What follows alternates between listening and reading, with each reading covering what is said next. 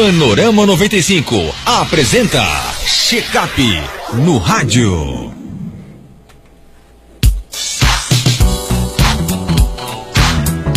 Olha, 7h44, confirmando 7h44. A gente sabe que, pelo menos uma certeza, nós temos, né? E que bom que possamos testemunhar realmente essa certeza, que é que nós vamos envelhecer, né? Não adianta, por exemplo, negar, todo mundo vai envelhecer. O processo que começa perto dos 30, com a queda da capacidade pulmonar e cardíaca máxima e com a diminuição na produção de colágeno, é inevitável. Agora, existem muitos mitos e verdades, né, sobre a questão da terceira idade. Justamente é esse o assunto de hoje do nosso quadro Check-up no rádio do Tubelizo. Bom dia, seja bem-vindo aqui ao nosso Panorama 95. Bom dia, Marcos, bom dia, ouvintes, internautas, telespectadores. Uma satisfação mais uma vez participar do seu programa e para falar de um tema de bastante importância, que é mitos e verdades no envelhecimento.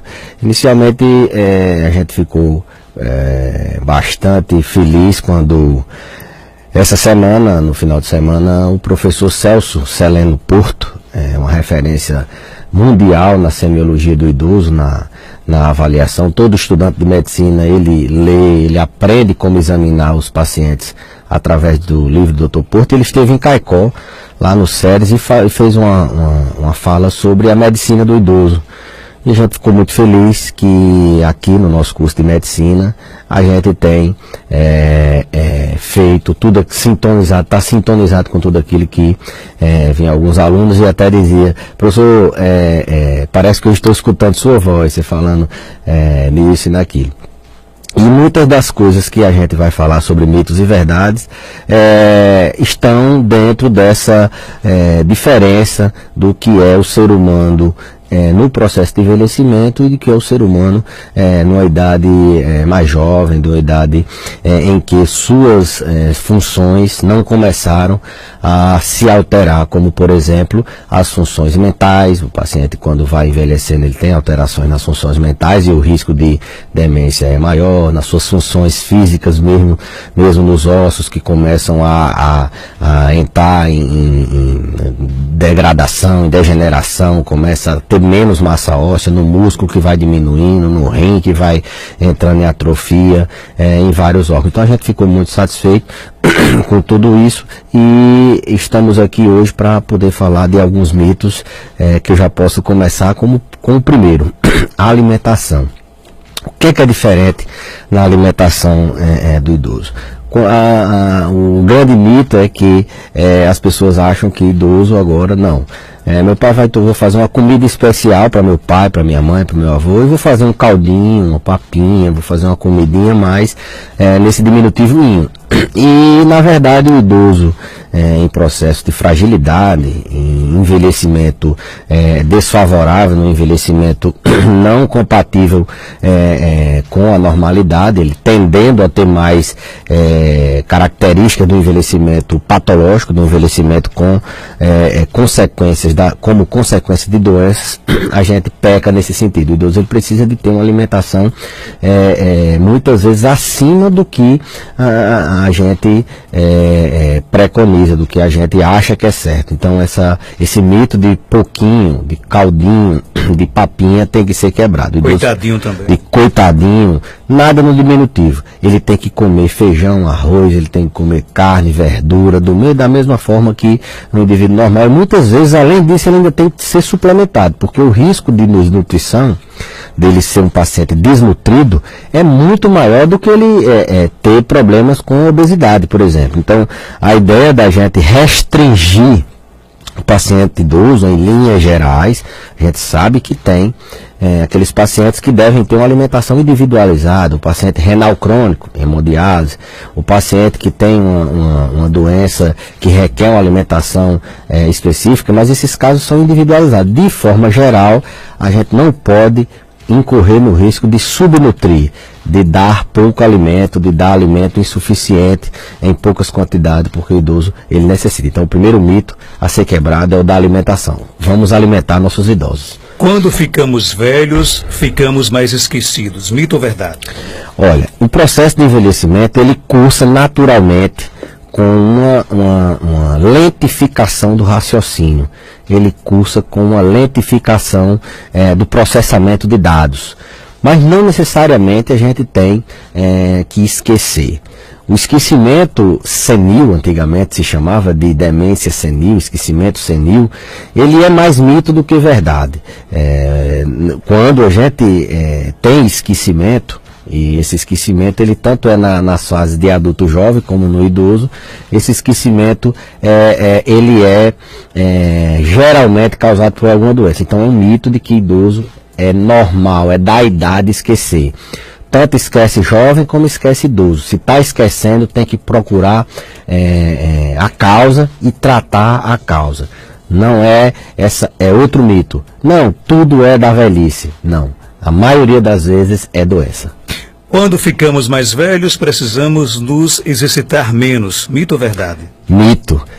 O corpo, o organismo, ele quanto mais é utilizado, mais ele funciona como um carro. Eu sempre digo, é como um carro velho.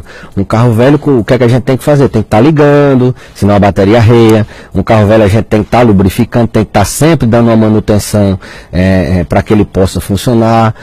Quanto mais a gente usa o motor, menos risco ele tem de enferrujar, de parar. Assim é o ser humano.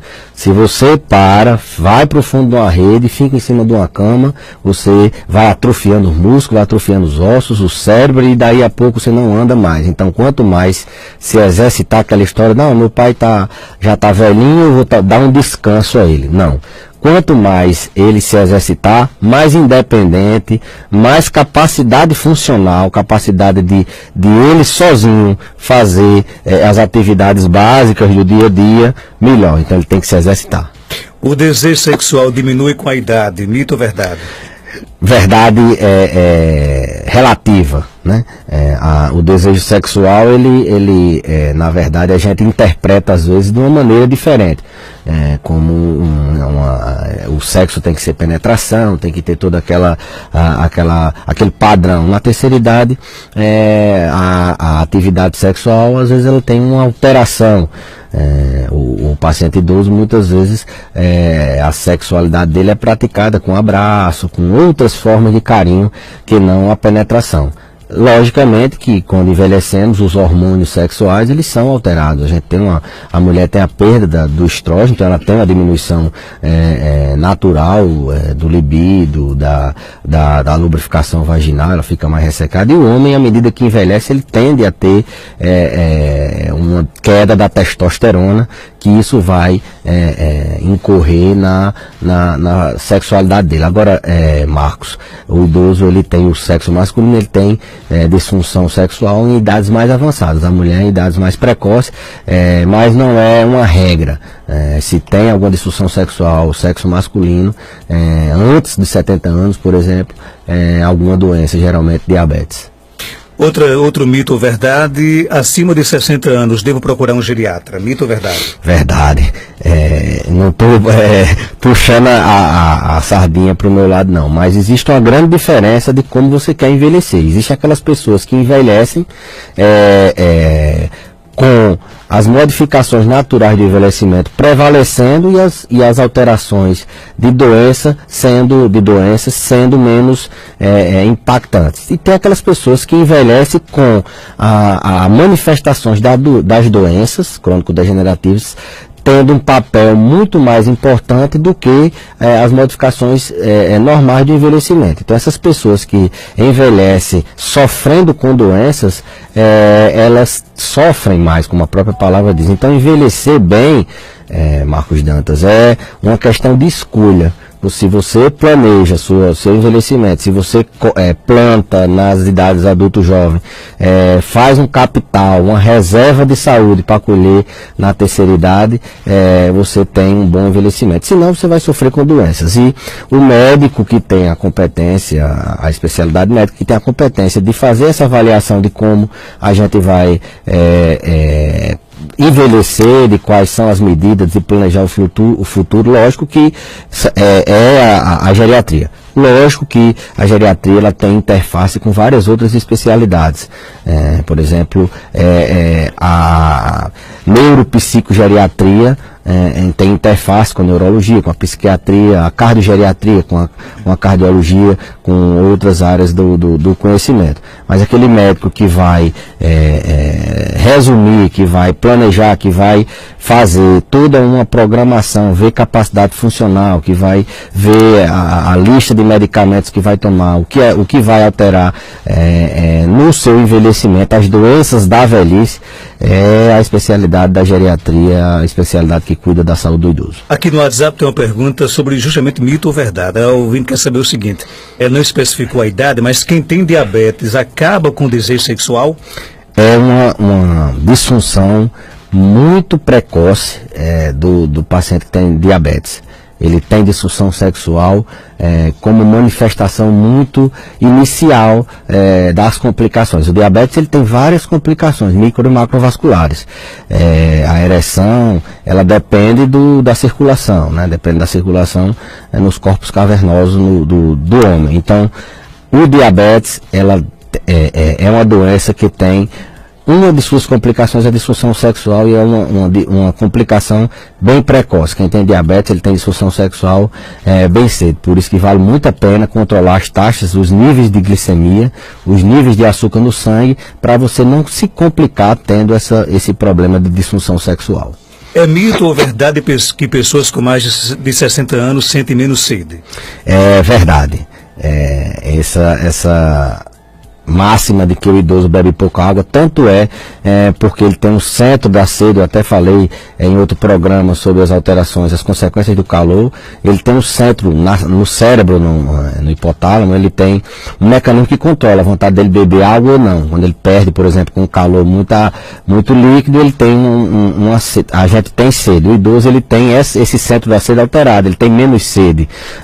Para piorar, ele ingere menos líquido pelas dificuldades de se locomover, pelo acesso à água, pelas doenças que ele tem.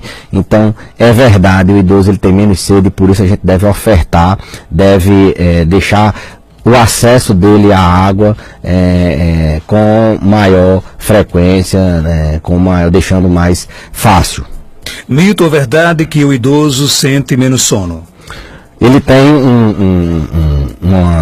um sono alterado.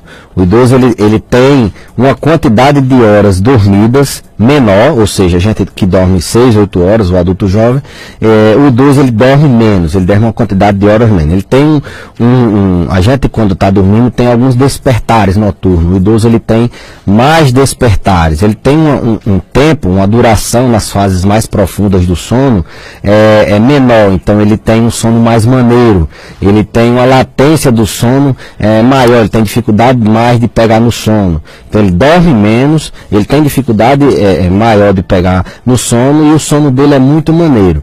Então o sono do idoso ele é alterado, não é que ele tenha mais insônia. A insônia ela é confundida muitas vezes com essas alterações fisiológicas. Não, meu pai está dormindo de 6 da noite, quando é meia-noite ele acorda, natural, porque ele está dormindo cedo, ele só dorme 6 horas. Meu pai ou minha mãe, eles qualquer coisinha dentro de casa eles acordam, eles têm um sono muito maneiro. Isso é natural do envelhecimento. Ele deita e só vai dormir daqui a 1 hora. Então é normal eles terem essa dificuldade. Agora, então essa questão da hora de dormir, a quantidade de horas, isso é importante para a gente não confundir e sair medicando, principalmente as pessoas que têm essa questão de automedicação como regra, não sair medicando e deixando o idoso dopado dormindo 12, 15 horas por dia. O ideal é dormir o quê? 8 horas? Não existe um padrão, uma quantidade de horas. Para cada ser humano, a gente tem uma quantidade de horas para dormir. Mas o idoso, em média, ele dorme menos do que o adulto. O adulto 8 horas, 7 horas, o idoso ele dorme 6 horas. Vou falar em medicação, nosso ouvinte quer saber, por exemplo, a mãe dela tem 78 anos e não toma remédio, é bom ou ruim? Excelente. Uma pessoa que chega aos 70 anos, dificilmente a gente vai encontrar um idoso com 70 anos sem tomar nenhum medicamento. até porque a regra, a maioria das pessoas envelhecem com alguma necessidade de medicamento, seja ela para hipertensão, seja ela para osteoartrose, seja ela para osteoporose, seja ela para diabetes, são doenças crônico-degenerativas. Então, em média, o idoso ele toma, mais de 50% dos idosos eles tomam 3 ou mais medicações aos 70 anos. Então, isso é sinal de saúde e isso é sinal de que ela não caia nessa também de, por exemplo, não, você é normal tomar, tem que tomar nem que seja uma vitamina, um cálcio. É mais um mito, Marcos Dantas. O uso de vitamina, de que todo idoso precisa de uma vitamina, de que todo idoso precisa tomar um cálcio, de que todo idoso precisa tomar um ômega 3, de que todo idoso precisa tomar uma babosa, alguma coisa desse tipo. Medicamento em idoso é uma coisa bem séria. Ele causa efeito adverso muito mais facilmente do que do adulto jovem. Ele pode ter reação muito mais fácil. Então tem que ter muita cautela para se usar, mesmo que seja uma vitamina. Vitamina, ela tem algumas vitaminas que favorecem o aparecimento de câncer. Então cuidado com essas vitaminas. O cálcio ele pode induzir, quando ele mal prescrito, ele pode induzir a formação de cálculo renal. Ele prende o intestino, o cálcio. Então esses medicamentos tidos como vitaminas, como suplemento para idoso, quando não prescritos de maneira adequada, não é para todo mundo sair tomando, eles podem causar sérios problemas à saúde dos indivíduos idosos. Então não tomar medicamento é saudável e ela não fica tentada porque todos os colegas tomam medicamento, que ela tem, não, eu vou tomar nem que seja uma vitamina. Não, pelo contrário. Só toma medicamento, a gente poupa. A questão da polifarmácia, do uso de muitos medicamentos no idoso é um problema, a gente tem que estar sempre, e a geriatria lidar com isso todo dia. O primeiro teste que a gente faz na consulta coloque aqui todos os medicamentos que você toma para a gente poder adequar. O teste da sacola é uma realidade. A gente está sempre tirando o medicamento, a gente está sempre tirando aqueles medicamentos que o idoso não necessita. Há até uma linha de pensamento bem atual, bem moderna, que é sobre a desprescrição. A gente atender o idoso, a gente muitas vezes medica tirando a medicação. Então a consulta, muitas vezes o idoso sai tomando menos remédio do que tomava antes, porque ele tem uma tendência a tomar muitos medicamentos e é mais suscetível, mais vulnerável a se automedicar. Doutor, meu nome é Marli. O meu pai tem 82 anos. Ele agora vive se queixando que vive tonto. Ele teve um AVC, está com 7 meses. O senhor acha que é por causa desse AVC que ele sofreu? Ou para ele precisa tomar uma vitamina, um negócio? E ele é cardíaco, ele. E ele, Tubelizo? Tá vendo aí como é uma coisa do dia a dia, precisa tomar uma vitamina, está na mente das pessoas que cuidam de idoso. O AVC, ele cursa geralmente com um déficit focal. A gente perde a força de um lado, a gente tem uma alteração na consciência, uma confusão mental. É raro o AVC que cursa com tontura, né? Tontura é uma manifestação periférica. Lógico que tem algumas áreas do cérebro que são responsáveis pelo nosso equilíbrio, por exemplo, o cerebelo. Então, quando existe um AVC na área do cerebelo, a tontura é uma manifestação muito importante. Mas se você me perguntar se tontura é uma manifestação comum do AVC, eu diria que não. Então, é preciso se investigar nesse paciente se essa tontura não tem uma outra causa, que seja uma vertigem paroxística do idoso, que seja algum medicamento, que seja alguma outra causa. Então, de regra, não é comum tontura ser a manifestação inicial de AVC, mas pode ser, mas não é comum. Não recomendo o uso de vitamina para tratar a tontura. Para fechar, nosso ouvinte quer saber se é verdade que quando o idoso está com 72 anos, ele perde peso e também sente falta de sono. O idoso é um idoso do grupo dos idosos velhos. A gente tem idosos jovens de 60 a 70, idosos velhos de 70 até 80 e os idosos muito idosos acima de 80 anos, por isso que inclusive recentemente eles têm privilégio, eles têm nas filas de banco, os muito idosos eles têm, entre os idosos eles são considerados preferenciais. Então, um paciente com 72 anos, um idoso já do grupo dos idosos velhos, ele naturalmente ele tem uma perda de massa muscular, ele tem uma perda de uma alteração no sono, como eu falei anteriormente, mas tudo tem que ser investigado. Quanto de massa muscular é perdido com 72 anos? Ela falou de perda de peso. Perda de peso não é comum na terceira idade. Ele perde a quantidade de músculo. Agora, perder peso em geral e tendo um apetite preservado, a perda de peso sem causa aparente, perda de peso é um sinal de que a gente tem que procurar alguma doença, de que o paciente está passando por ela. E a alteração do sono pode ser uma alteração fisiológica, mas na maioria das vezes, se ele dorme 6 horas e dorme uma quantidade suficiente, não necessariamente a gente precisa medicar. Muito feliz, obrigado pela sua participação. Até terça-feira, se Deus quiser. Eu que agradeço, Marcos. Queria só mandar um alô para minha mãe, que está na escuta, pediu esse alô hoje. Qual o nome dela? É Dona Maria. Dona Maria, forte abraço. Mandar um abraço para ela e até a próxima semana, se Deus quiser.